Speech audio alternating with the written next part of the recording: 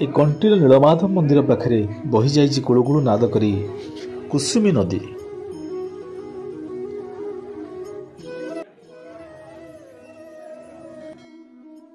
प्रणाम दर्शक बंधु, आज आर्यन आपण मानक बोली नहीं कंटीलर से ही इतिहास किंवदंती भरा मंदिर नीलमाधव मंदिर।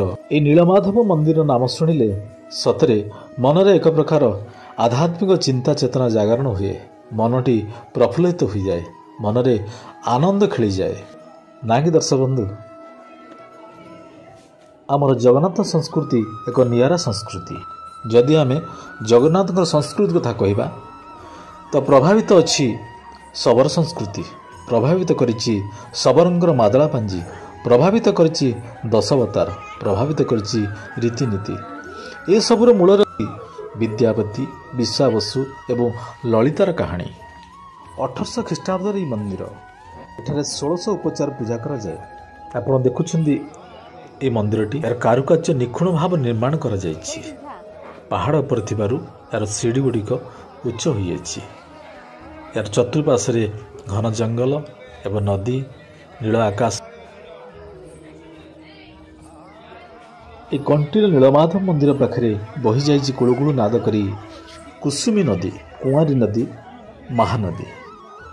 एवं मंदिर को पाखे लगी धांगेड़ी पहाड़, जो पहाड़ तले विश्वावसुंकर गाँ थिला, ललितांकर गाँ थिला। किंवदंती कहे एठारे नीलमाधव गोपन भाव रहुथिले, जहाँ को सर्वप्रथमे स्वयं ब्रह्मा पूजुथिले।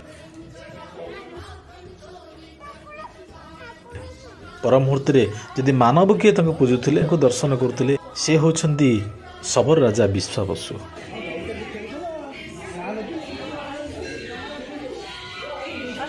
शबर राजा को नीलमाधव कही गोटे मुदी देइथिले, कहले हे विश्वावसु, तुम जो आसब ये बाघ गुंफा भितर मत पूजिब, ये मुदीटी देखले दुआर आपे आपे खोलीजिब। हाँ मन रखी था, केबे तम व्यतीत आउ काहाकू कहबनी, जेबे कहब उभा होइजिबे स्थान। शबर राजा सबुदिन दिन को थरे मात्र पूजा करथिले, कहीं ना पहाड़ उपरे स्वयं नीलमाधव रहउथिले। जेहेतु पहाड़ उपर रहउथिले, से दिन को सकाळे थरे मात्र पूजा अर्चना करथिले। ए अनेक दिन बीतीगला परे सेपटे पुरी राजा को स्वप्नादेश होता जे एठारे विराजमान करिसेंती से जगन्नाथ, से अनाथनाथ स्वयं जगन्नाथ महाप्रभु। परमुहूर्त श्री जगन्नाथ महाप्रभु को संधान रे, नीलमाधव को संधान रे विद्यापति यही जगह स्थान रे पहुँचता एवं से विश्वावसुंकर झील ललिता सहित प्रेम संपन्न करी तांको सहित विवाह करी नीलमाधव को संधान बाहरती। जिते से नीलमाधव को दर्शन करने जाऊे, शबर राजा विश्वावसु तांकर आखिरे कनार पुटुली बांधि थे। विद्यापति देखिले जे मो आखिरे जदि पुटुली बंधा जाए ताहले मु देखि परिबि ना। से किछि सोरिष नैथिले, से सोरिष बिंची बिंची जाइथिले एवं नीलमाधव के दर्शन करथिले। तापर परे एतबेले फेरी आसते किछि दिन पर से सोरिष जो पकईथिबा सोरिष से गछ होइतला। तापर से सोरिष गछ को अनुसरण करी करी से नीलमाधव पर पहुँचते।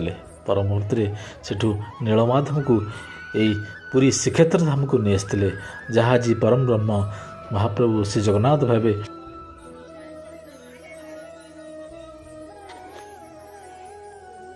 दर्शक बंधु, जदि आज भिडियोटी आपण मानक भल लगी लाइक, कमेंट और सब्सक्राइब करने को आदौ भूलिबे नहीं।